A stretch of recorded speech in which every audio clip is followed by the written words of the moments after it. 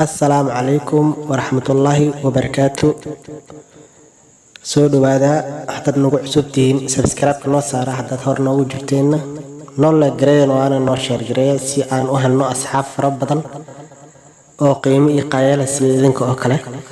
halka waxaan rabaa inaan ku soo gudbiyo qiso aad iyo aad u qosol badan aad iyo aad cajiib ah runtii dadka Soomaaliyeed waa dad aad iyo aad fanis iyo qosolka iyo waxyaabo fara badan qisooyinkooda laga dhaxli karo waxaan rabaa halkan inaan ku soo gudbiyo gabar reer gobol ah waliba goboladan shabeellada hoose ah iyo wiil ama nin reer gobolada dhexe ah ee isguursaday qisadan waxay ku saabsan tahay dad laba gobol kala degan hadana Ilaahay calaf isugu daray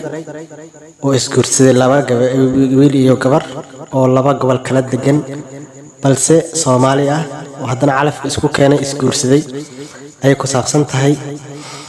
marka gabadhii uu guursaday ninkan uu ka xeestay wuxuu ka xeestay gobolkii uu ka soo jeeday uu deganaa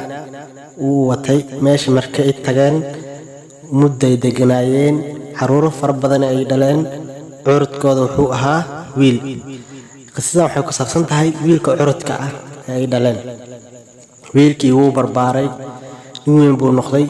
reer gobolada dhexe oo rasmi uu noqday ilaa uu ku dhashay uu ka soo jeedaa familkiisa dhan ayaa degan dhaqankii meesha yeelay ayuu la qabsaday ninkan markuu wiilka gaaray 18 sano ama 20 sano meelahaas markuu gaaray ayuu dhahay waxaan rabaa ayeeyadeyda inaan soo barto oo soo booqdo kuleyba waa arin wanaagsan hadduu ayeeyadiisa soo booqanayo waa loo ogolaaday aabiin wuu ogolaaday hooyadiina way ku faraxdeen oo ayeeyadiisa soo hadal qaado ilaan gabar walba waxay jeceshahay familkeeda mar walba in xiriirka loo badiyo gabdhaha Soomaaliyeed ama dumarka Soomaaliyeed ama haweenka Soomaaliyeed waxay jecel yihiin familkooda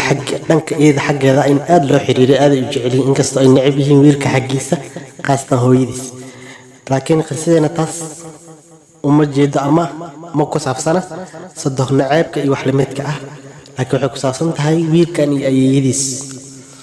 wiilka wuxuu dhahay ayeeyadeena inaan soo booqdo uu soo baxay waa la soo diray marka intuusan guriga ka soo bixin ka hor hooyadii waxay iska noqotay hooyo oo reer gobolada dhexe ah oo iska calool adag naceeb maahan ayniga maahan balse laakiin xogaa way naga calool adag yihiin dadka reer gobolada dhexe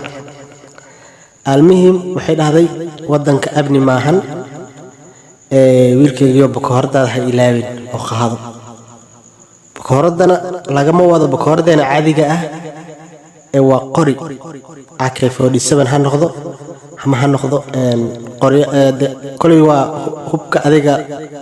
la isticmaalo qori ah ay ka wada bakoorada aabe ayuu weydiiyay arbiisu dhahay aabo keen qaataa buu dhahay wuxuu dhahay kii ugu fiican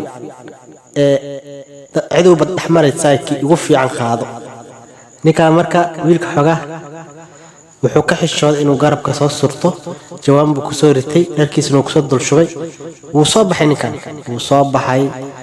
bas gaari uu soo raacay ugu dambeyn soo socday ayeeyadiisu yimid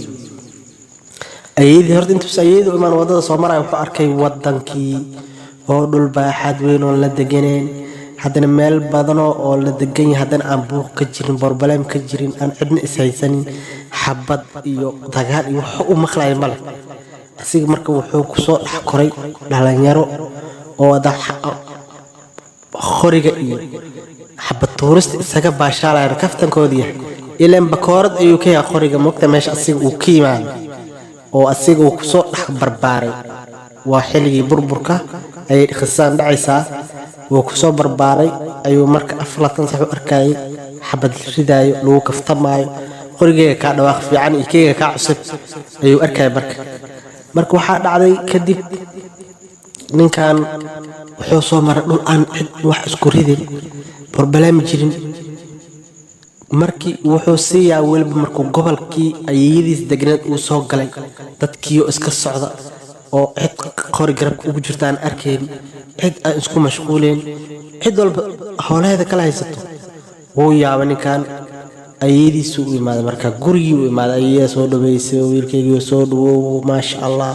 wiilka gabadheeda dhashay soo booqday soo dhaweyn adiga kadib marka ninkan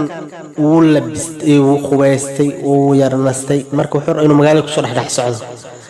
ninkan markuu magaalada ku soo dhex socosho uu doontay uu dharkiisa soo labistay soo gashtay ayuu bakoordiisa garabka soo gashtay marka oo macnaa qorigii ayuu garabka soo gashtay ayadii waa yaabtay yarkeygii bilaa qeyrey maaha waxa way waxaan garabka aad gashoos inta ka keentay ayay jawaanku igu jiro xagan kale imaan yarkey meeshan bahalkan saaway dadka inay ka kala ordaan maarta adi waa yaabtay naagtan markay yaabtay kadib wuxuu ayay waxa caadi waayay aniga xagga bakoorada noo hadana wadanin inaan caadi ahayo noolahay isku ma haysta ayay ma iga deysay wixiga iska qaatay may wiilkii iska dhig seeba adiga isdaji meeshan dagaal ma jiro xarb marabna bilaa qeyrey ma yarkey isdaji heer abiyaal waa miskiin waa ayay ويابت نحتين أول فرحة يكسر دويس ممكن كانوا قري نسبة أرك نحتين أيدي مرال جب وكياب بس أيدي هذا الكلام وديد إن كان قري جروس كدقي ما بس عن كرب ما بس عن كرب مجال مكسر عن كرب كالسوني اسمه قبو مركي وقري جرب وجري معنا بعض معنا سخابك يقول عضي أو خف وغير مذوق وكشكينا ونوينا aan ka soo guuriyay waxaan aniga u taagnaa ma laakiin qisada aan qis oo waxay ila noqotay la yaab leh qosol badan kadib waxa dhacday ninkan marka socodkii magaalada uu aadi waayay oo wuxuu dareemay nafsiyan wax ka maqan yihiin ayadiisna hadal kuma celin karo nafsadiisna wax ka maqan yihiin oo dareemay ninkan marka si caadiyan oo gobolka uu asiga ku dhashay dhalinyarada ku soo dhax barbaaray ee qof walba meesho ku barbaar saameyn ku yeelanaysa moogta marka ninkan wuxuu go'aansaday inuu guriga albaabkiisa hor iska fariisto oo meesha kursi dhigto meesha iska fariisto iska daadaado dadka meesha maraayo waxa qofkii meesha ugu imaadan uu kula sheekaysto ilaa magaalada ma aadi karo kalsooni ma qabo wuxuu rabaa bakoordiis inuu wato sida caadadiisa ahaan jirtay markuu gobolka joogay bakoordiis garabka ugu jiraa jirtay uu iska la wareegi jiray oo qof walba uu wataa wax caadi ka tahay meesha ceebka ma aha goboladaas dhexe ceebka ma ahan qoriga qofaan gurigu oolin ma bakasoo guri uusan oolin ma bakasoo helaysid si asii qisada uu ku sheegay wiilka ninka odayga ka sheekeynay aniga gobolada dhexe mar waan maray marar badan aan maray waan arkay laakiin sida hadda odayga uu sheekeynay waa hore inay ahayd laga hadda inkastoo xaaladaas ay hadda waayahan dambe jirin oo baalka aad loo isticmaalo dadka reer baadiyaha oo xoolaha iyo raaca maahan hadda dadka magaalada joogo meel shaaxa fadhiyaan qori wataan ma arkin dhowr jeeraan maray aan gobolada dhex maray aan soo noqon sheekadeen ninka marka meesha iska fariistay meesha markuu iska fariistay dhalinyarada xaafada u imaaday meesha loogu sheekeeyay ninkan waa la soo dhaweynaya waxa la leeyahay hiblaayo wiilkeeda waaye habaryar qaar habaryartiisa ay dhashay adeeg family adeeg meesha waa la soo dhaweyn ninkan waa loo sheekay ninkan wuu ku caajisay marka wuxuu rabaa in la isqori uu qabsado wax badan rido oo wuxuu rabaa ninkan maxal rafaad qaxar wuxuu rabaa adiga wax adiga dagaal amal oo ninkan marka kadib marka isbuuciyo joog isbuuci sheekada xaaladda degnaan lay ku jirtaa wax xabad uu maqlaay mal cid isdagaalaysa malahan meeshii caajis ninkan wuu ku caajis qori inuu garab kasto loo diiday guriga ku soo laabana guriga dhexdiisa ku wadana oo ku dhax soconaa ayadii qarqar ama isku waxbad ama kugu fakata islaada idin ninkan caadi u tahay ayadii waa walbal ikarkay iyo geedka culeyskiisa iska dhigtay maxaa iska soo dhaafay igarkay ay caadi waxaan ma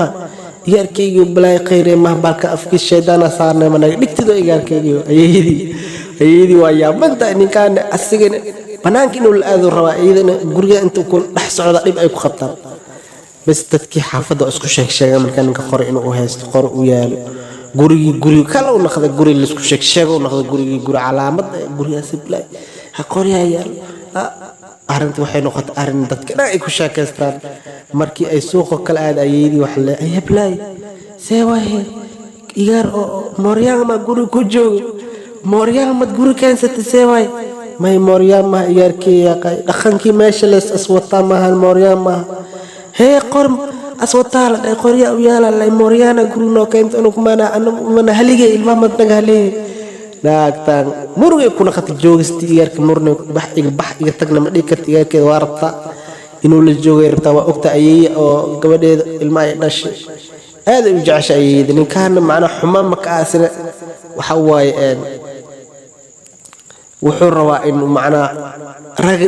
ragnimo kar amal uu ka helaa baalka macna bas ayeeyadii marka suuqa marka ay soo laabatay oo dadkii hadalka ku soo badiyeen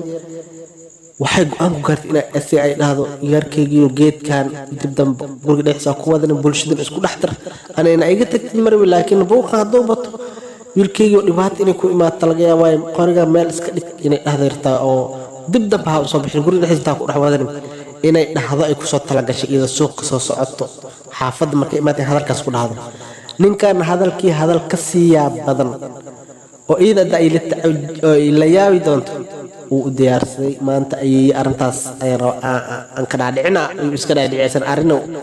ugu talagalay inuu sheego iyadana waxay ugu soo talagashay inay dhahdo ay qoriga meel laga dhig dib dambe ha noogu soo bixin si nidaam ee guriga iskaga dhex joog oo magaalada iska gal dhalinyarada iska dhex gal iska baashaal iska jawdiga iska gal inay dhaxdeertaa asigina hadalkaas hadalka siiyaa badan iyada ay ka yaabayso oo isdhees ninkaan mawaali yahay miswaafiyo yahay oo u diyaarsaday ويرو قيبت لباد إن شاء الله غسل وادم بيا حدد نقول ستة هنا نو سبسكرايب جري هدي أده هور نو جبت نو شير جري نو لا جري قصدا أنا لا ياوي أنا دنت يوكلفت إن إنسو قد بيو وحين قصدا كترجمة سهل دونا شهر قبل هذا كلمة كلا دونا دتك قبل كلا دقن يعني كلا دبيين أي قصدا كنت سيسا والسلام عليكم ورحمة الله وبركاته اسكو كالسونو مركز ادهيري ساعد كو كالسون والسلام عليكم ورحمة الله وبركاته